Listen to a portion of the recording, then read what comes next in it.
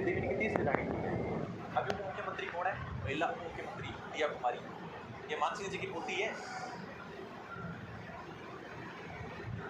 मुख्यमंत्री दिया कुमारी मान सिंह जी की पोती है। ये मान सिंह का बड़ा बेटा था जिसका नाम था भवानी सिंह, और भवानी सिंह की बेटी है दिया कुमारी। ठीक है, और मान सिंह जी का बड़ा बेटा था जिसका नाम था भवानी सिंह।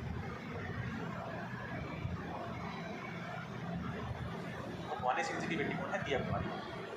भवानी सिंह के बारे में थोड़ा बहुत सुना है क्या आपने? भवानी सिंह जी ने इंडियन आर्मी ज्वाइन की थी और पूरी जिंदगी कहते हैं उन्होंने सैलरी नहीं ली थी। थोड़ा बहुत कभी आपने सुना हो इनके बारे में? 1971 में जब भारत पाकिस्तान का युद्ध होता है तब भवानी सिंह जी की पोस्टिंग थी अपने जैसलमेर में, और भवानी सिंह अपनी सेना के साथ में पाकिस्तान के सिंध तक चले जाते हैं। वहाँ का थाथुरा जिला था, वहाँ तक पहुँच जाते हैं और भारतीय सेना का कब्जा थाथुरा जिले के ऊपर कर लेते हैं। बाद में 1972 में जब इंदिरा गांधी पाकिस्तान के राष्ट्रपति जुल्फिकार अली भुट्टो शिमला के अंदर समझौता कर दिया, तब हमने पाकिस्तान को वापस थाथुरा दिया था।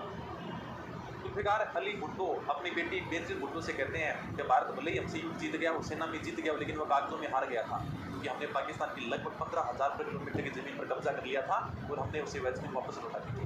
अगर हमने वैध क्षेत्र पाकिस्तान को नहीं देते तो भी पाकिस्तान की इतनी औकात नहीं थी कि वो हमारा कुछ बिगाड़ सके, लेकिन हमने फिर भी हमारी संस्कृति का पालन किया।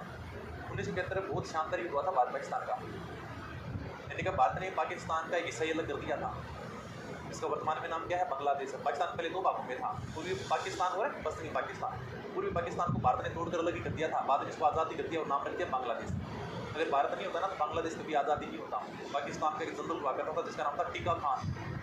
टीका खान का बांग्लादेश में इतना भयंकर आतंक था, लोगों को उसको इतना मारता था कि बांग्लादेशी भाग कर भारत में आ गए थे। कारण ये था कि बांग्लादेशी चाहते थे यार हम तो बांग्लादेशी भाषा पढ़ेंगे, और पाकिस्तान ये कहता था कि नहीं, सबको उर्दू भाषा पढ़नी है। इस बात को लेकर ढाका यूनिवर्सिटी में कुछ स्टूडेंट विरोध करते हैं, जिसमें पाकिस्तान फायरिंग करता और 5 स्टूडेंट मारे जाते हैं।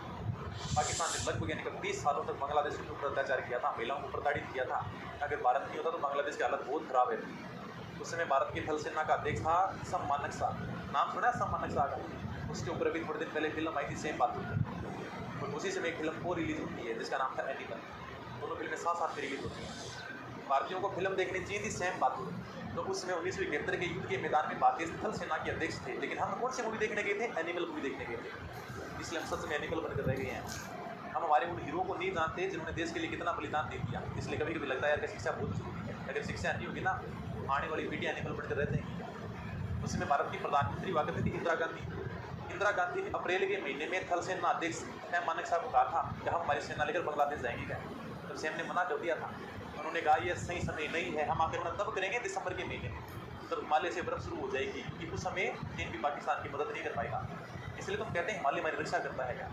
जब हिमालय बर्फ से ढक जाएगा तब बहुत अच्छा समय होगा, तब हम यानी कि क्या करेंगे? आक्रमण करेंगे। इसलिए 3 दिसंबर के आसपास भारत अपनी सेना को बांग्लादेश में भेजता है। और 16 दिसंबर को हमने बांग्लादेश को आज़ादी करा दिया था। 10-12 दिन में हमने बांग्लादेश को आज़ाद करा दिया था। कहते हैं जब भारतीय सेना ने ढाका के ऊपर कब्जा किया था ना, तो ढाका यूनिवर्सिटी की लड़कियां भारतीय सैनिकों को देखकर इतनी खुश हुई थी तो उन्होंने हमारे वाले सैनिकों को गले लगाकर खूब सारे किस किए थे। उनको देखकर पागल हो गई थी। इंदिरा गांधी के पास में जब खबर पूछती है कि हमने ढाके के ऊपर विजय प्राप्त कर ली है, उस दिन कहते हैं इंदिरा गांधी खूब हंसती है और कहती है कि वाह हमने ढाका को जीत लिया है। इंदिरा गांधी बहुत सीरियस फील हुआ करती थी, तो लोगों ने बहुत कम हंसते हुए देखा था, लेकिन उस समय बहुत हंसती है जब इन्हें हमने ढाका जीत लिया था। हमने पाकिस्तान के 95,000 सैनिकों को बंदी बना लिया था। पाकिस्तान के 95,000 सैनिक भारतीय सेना के सामने घुटने टेक कर बैठे थे। उस समय पाकिस्तानी सेना का जनरल था जिसका नाम था नियाजी। जनरल कौन था? नियाजी नाम था पाकिस्तान सेना का जनरल का। अपने सैम मानेक शॉ थे, दिल्ली का जनरल था जिसका नाम था नियाजी। इसने बाद में भारत से माफ़ी मांगी कि सैनिकों को छोड़ दो गए, हमसे भीख मांगी थी, तब यानी हमने उनके सैनिकों को छोड़ा था। आज भी पाकिस्तान में कोई अपना सरनेम वो नियाजी नहीं लगाता। आप कभी फोटो भी देख लेना, अगर आप गूगल के ऊपर सर्च मारोगे ना तो आपको एक फोटो देखने को मिल जाएगी। शिमला समझौता की फोटो देखना, नियाजी है वो साइन कर रहा है, इंदिरा गांधी बैठी हुई है, तो यानी कि ये नियाजी। आज भी पाकिस्तान में कोई भी नियाजी सरनेम नहीं लगाता। पाकिस्तान में इमरान खान, आपने नाम सुना है? उसका पूरा नाम है इमरान खान नियाजी, लेकिन वो अपना नाम केवल इमरान खान लिखता है।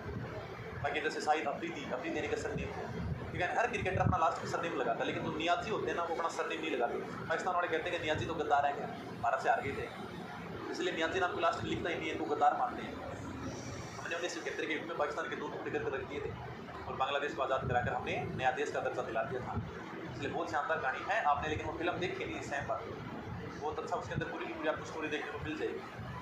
ठीक है, इसके अलावा स्वामी मान सिंह जी ने 29 अगस्त 1949 को राजस्थान उच्च न्यायालय को